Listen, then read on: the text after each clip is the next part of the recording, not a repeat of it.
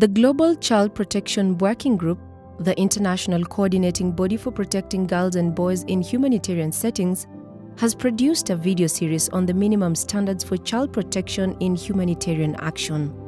These minimum standards, also known as the CPMS, were developed through widespread interagency collaboration.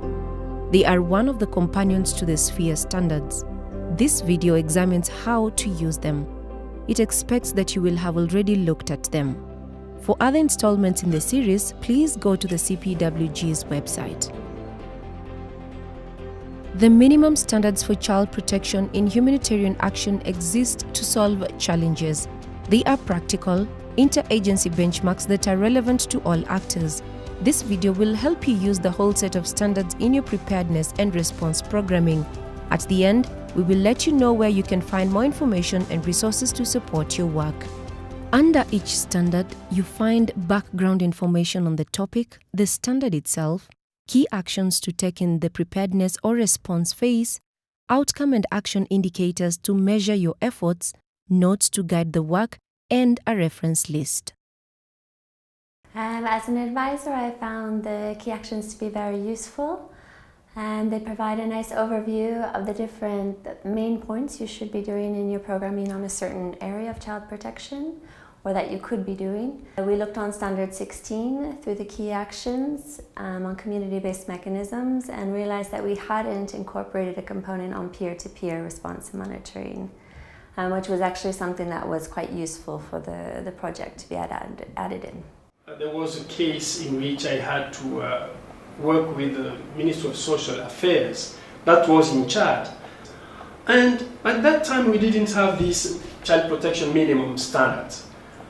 This was a situation in which I had to experience difficult work, and what we could do was only to refer to UNICEF core commitments for children. But now these days we are lucky because we have minimum standards that can help, that can guide, that can confirm that we are doing the right things, we are on good track. The guidance notes offer helpful and practical tips for each topic. They provide questions to ask ourselves and remind us to ensure age and gender appropriate responses. So for example, we've used it in a workshop recently when we realized that not all the participants had the same understanding of the process of documenting unaccompanied and separated children. So we were able to go to the guidance notes in the relevant standard and then go through what exactly are the different steps. One of the main goals of the minimum standards is to improve accountability.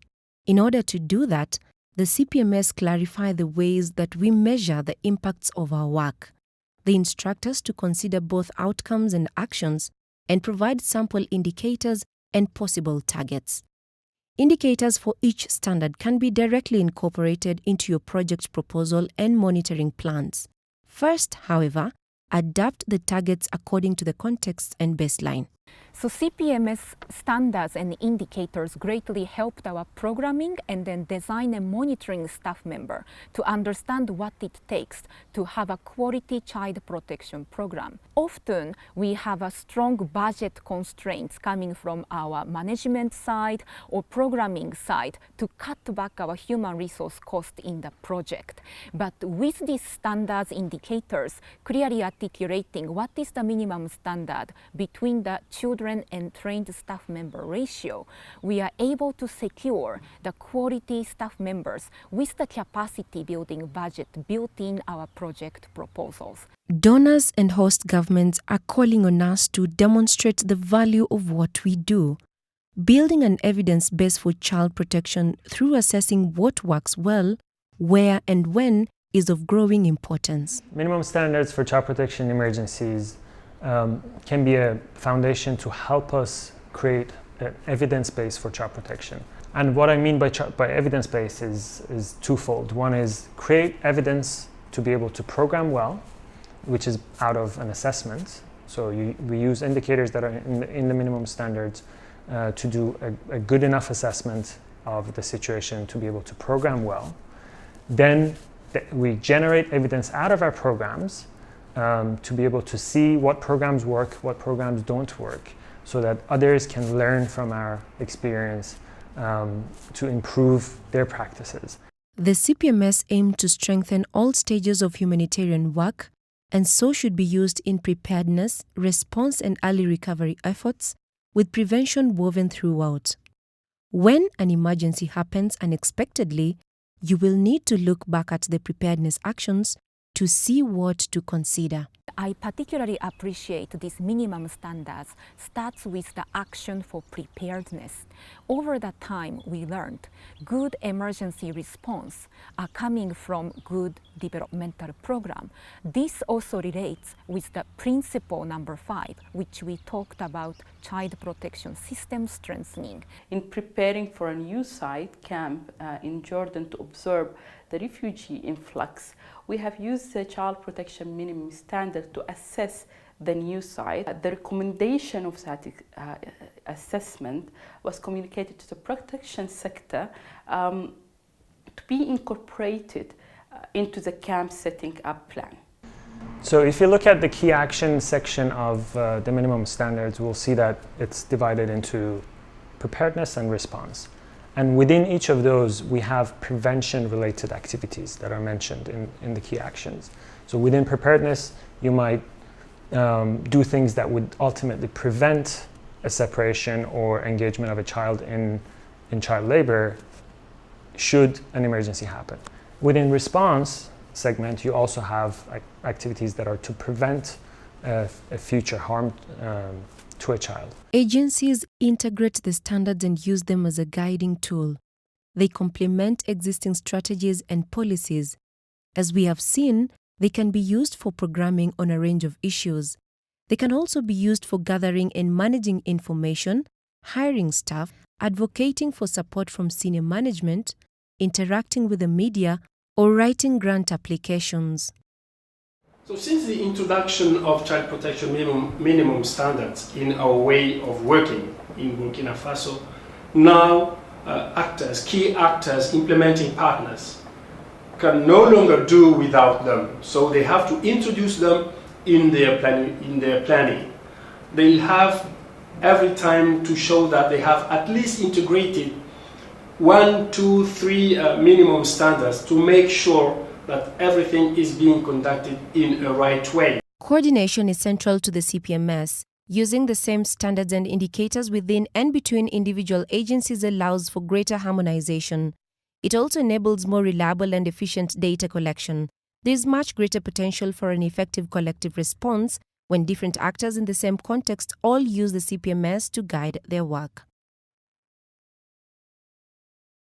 For many staff members coming from development program, the intense interagency coordination in emergency actions are somewhat new for them.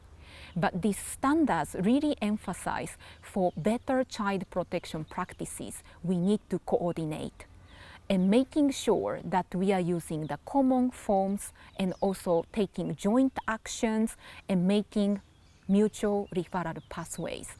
In addition to child protection actors, it is essential that our colleagues working in nutrition, education, camp management and others join with us to apply the relevant minimum standards for child protection.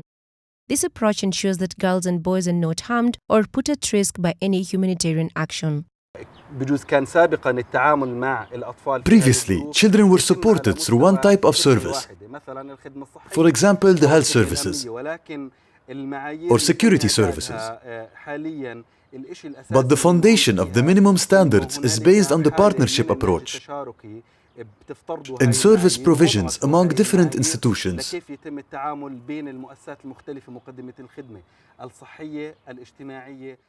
Sector staff members often would keen to know what exactly they can do tomorrow to mainstream child protection in their action, rather than the principle level that is still vague for them.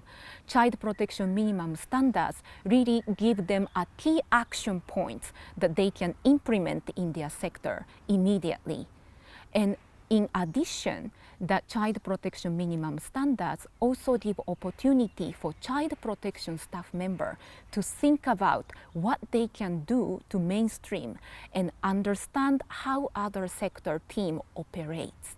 So this gonna enhance child protection staff members' understanding about other sector programs and identify key opportunities and moments we can work together. We expect that the minimum standards will guide humanitarian organizations in their efforts to better protect children.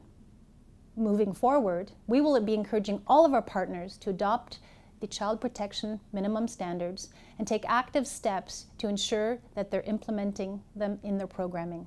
The standards are applicable in all situations. However, to make them more relevant and effective in a specific response, it is important to adapt or contextualize them. This involves a process carried out through the local coordination mechanism. The government usually co-leads it in order to ensure that all relevant national policies and standards are considered. Before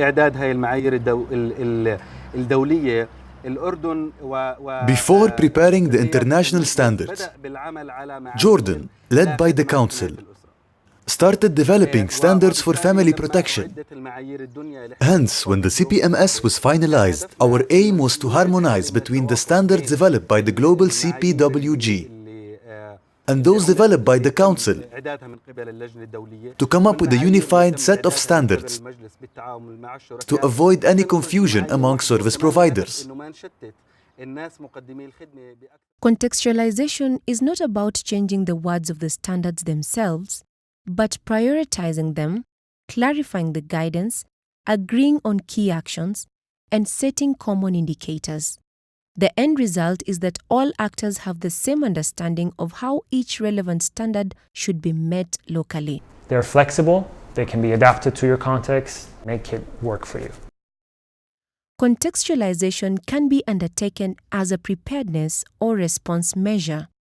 Check with UNICEF, UNHCR for refugee situations, or the relevant government ministry to see if it has been done in your location. So to summarize, child protection workers use the CPMS because they provide key actions, guidance notes, and indicators to use in preparedness and response to emergencies, are used by all types of actors working on a single or interagency basis, promote the mainstreaming of child protection into all humanitarian preparedness and response efforts, and finally, when adapted to a specific context, allow actors to have a common understanding. Each of us taking up the challenge to apply the minimum standards for child protection in humanitarian action will improve protection results for children.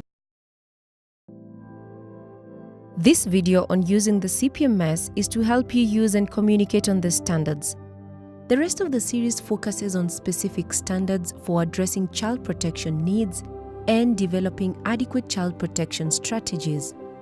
The CPWG also provides support for integrating and applying the standards within your agency, including checklists for integrating them into your workplace, guidance on how agencies can adapt them to the context, child and youth-friendly versions of the text, training packages on child protection in emergencies as a whole, as well as specialized packages.